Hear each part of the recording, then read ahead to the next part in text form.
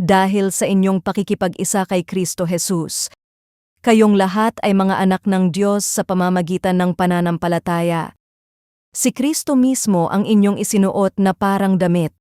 Nang kayo'y nabautismuhan sa inyong pakikipag-isa sa Kanya, wala nang pagkakaiba ang Hudyo at ang Griego, ang alipin at ang malaya, ang lalaki at ang babae.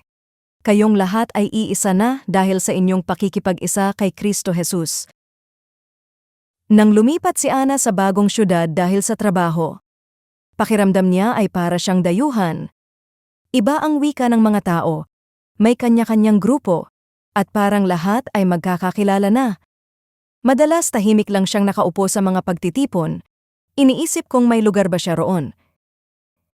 Isang linggo, matapos dumalo sa isang simbahan, nilapitan siya ng isang nakatatandang babae at masayang sinabi, "Pamilya ka rin namin dito, iisa tayo kay Kristo."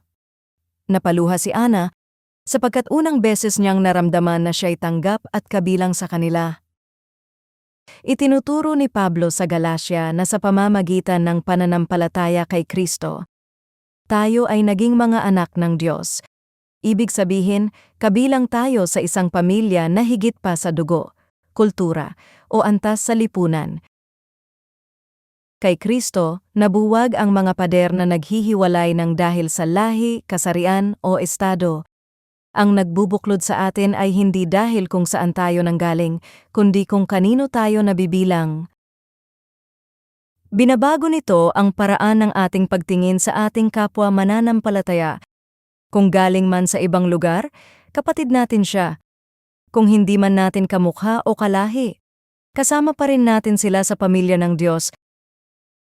Hindi natin kailangang pilitin ang pagkakaisa, sapagkat binigay na ito sa atin dahil sa ating pakikipag-isa kay Kristo. Ang tugon natin ay ipamuhay ito, tanggapin natin ang isa't isa, magpatawad kaagad, at magmahal kahit may pagkakaiba tayo.